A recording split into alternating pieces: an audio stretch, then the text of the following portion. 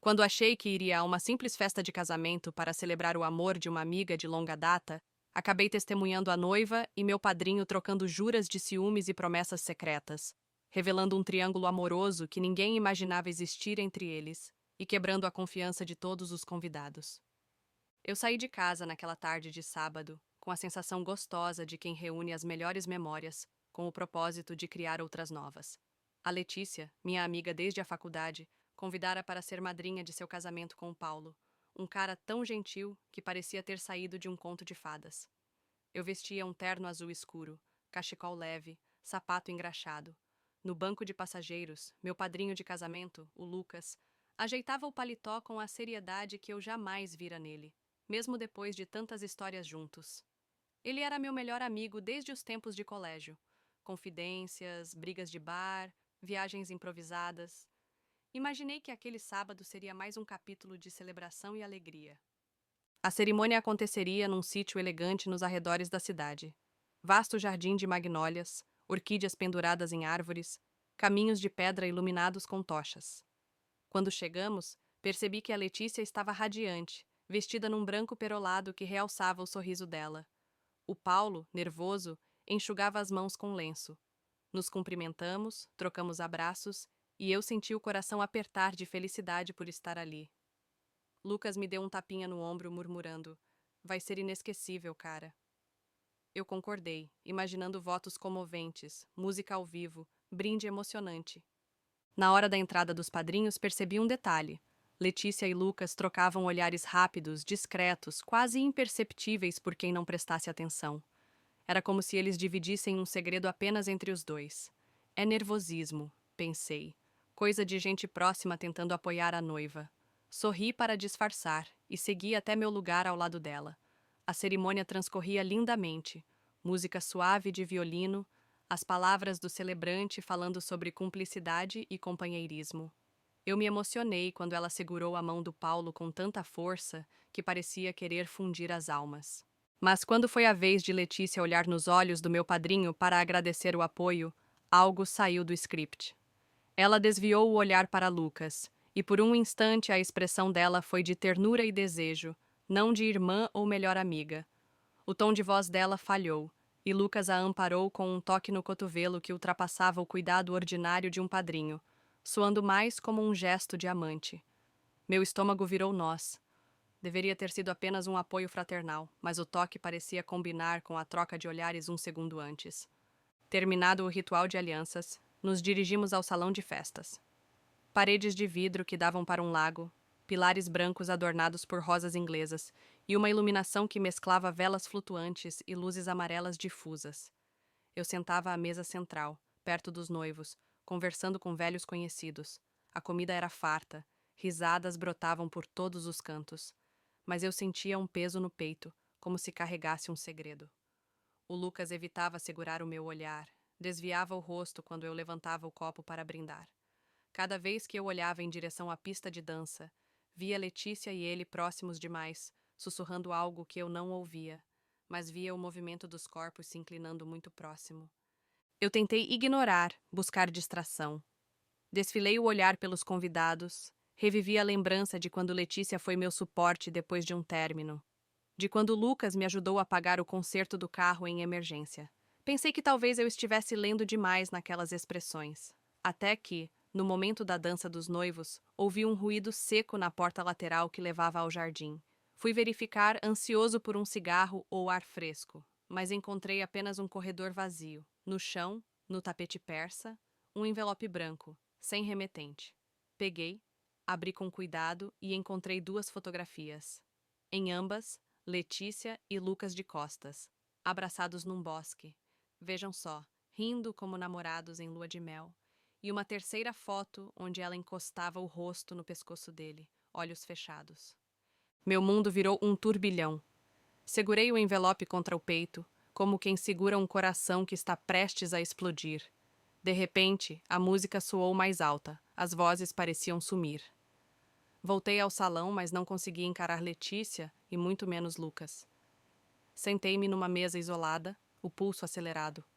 O garçom trouxe água. Eu a recusei. Fechei os olhos, tentando controlar uma vontade de chorar, mas ao abrir, vi Lucas vindo na minha direção, olhar tenso, como se tivesse sido rastreado. Tá tudo bem? Ele sussurrou, pousando a mão suave no meu braço. Eu revirei o envelope na minha mão e respondi num fio de voz. Você pode me explicar isso? Os segundos que se seguiram foram como um pesadelo lento. Ele respirou fundo, corou, desviou o olhar. Era triste, mas eu precisava saber. Ele gaguejou. Não é o que parece. Antes que ele completasse, uma mão pousou sobre meu ombro. Era a Letícia, olhos arregalados. O que você está fazendo com isso? Perguntou a voz trêmula. Eu ergui as fotos, as levei na direção dos dois. A cena era de um tribunal improvisado, sem juiz, sem plateia. Vocês dois têm alguma explicação para isso? Ela olhou para Lucas, depois para mim, engoliu em seco. A expressão dela mudou. De surpresa passou a culpa, depois a vergonha. Não sei, sussurrou. Eu te amo, e ele também. Disse apontando para Lucas, que permaneceu calado, olhos baixos. As mesas ao redor silenciaram. O DJ ignorou o microfone há instantes. O murmurinho começou como um sussurro, depois ficou um zumbido de vozes chocadas. Eu senti os rostos das pessoas se voltando para nós, a curiosidade aflita, o desejo de assistir ao escândalo. O grave do meu peito doía como se alguém tivesse me socado. Isso é impossível, falei com raiva contida. Vocês são padrinho e madrinha, vocês são família. Letícia tentou prolongar a desculpa, mas as palavras falharam. Ela começou a chorar, lágrimas caindo por entre os cílios longos. Lucas finalmente ergueu o rosto, os olhos marejados. Eu me apaixonei por ela faz tempo, e ela por mim, admitiu, com voz rouca. A gente tentou resistir, mas era mais forte. O calor do constrangimento me fez tremer. Eu queria gritar, chorar, correr, mas permaneci ali, observando aquele triângulo que me rasgava por dentro. A recepção entrou em confusão. Padrinhos se levantaram, convidadas de vestido rosa gritavam: como ela podia? O padre que cometeu o erro de espalhar um "fiquem com Deus" no microfone. Convidados afastavam cadeiras, murmuravam num crescendo. Eu me encolhi, buscando amparo no vazio que restava em mim. A festa de amor, a celebração de vínculo, havia se tornado o palco de uma traição transversal, atravessando irmandade, amizade e lealdade. Fui tomado por uma vontade de sumir dali. Quando me dei conta, estava correndo para o jardim, a gravata balançando como um sinal de alarme. Sentei num banco de ferro ao lado do lago iluminado pela lua. A água parecia mais escura do que antes, refletindo um céu pontilhado de estrelas alheias às nossas angústias. Eu deixei minha cabeça cair entre as mãos, engolindo o soluço que insistia em escapar. Enquanto os ecos do salão penetravam na noite, percebi que nunca mais veria a Letícia da mesma forma. Nem o Lucas. Nada jamais seria igual. E ali, sob o céu carregado de segredos, eu compreendi que a confiança pode virar pó e que a festa de casamento, esperada como um símbolo de sonhos compartilhados, se transformara em ruínas de uma aliança invisível. Eu voltei ao salão quando todos já sabiam da revelação. A trilha sonora havia parado. As luzes estavam acesas em fúria, como se quisessem iluminar cada sombra de dor. Os padrinhos discutiam entre si. O cara que cuidava do buffet fechava as panelas com mãos trêmulas. E as garçonetes sussurravam: que vergonha! Eu entrei. Os olhares caíram sobre mim, mas ninguém ousou dizer nada. Senti como se fosse o único que ainda fazia sentido naquele lugar. Sem padrinho, sem madrinha, sem festa.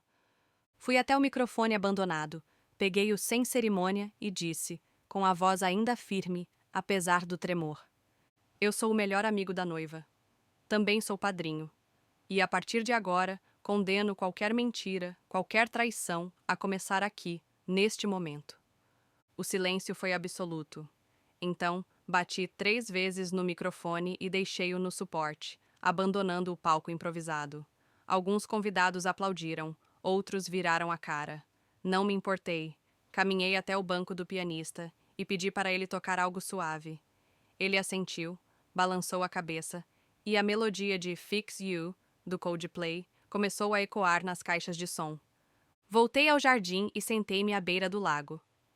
Dentro de mim, um conflito fervia. Queria chorar, queria gritar, mas decidira ser cauteloso. Peguei o celular e digitei uma mensagem ao Paulo, o noivo traído. Paulo, eu lamento pelo que aconteceu. Você merece uma explicação verdadeira. Se for possível, me encontre de manhã na padaria da esquina para conversarmos sem plateia. Enviei e fechei os olhos. O frio da brisa noturna trouxe lembranças dos nossos velhos tempos de escola, quando éramos inseparáveis.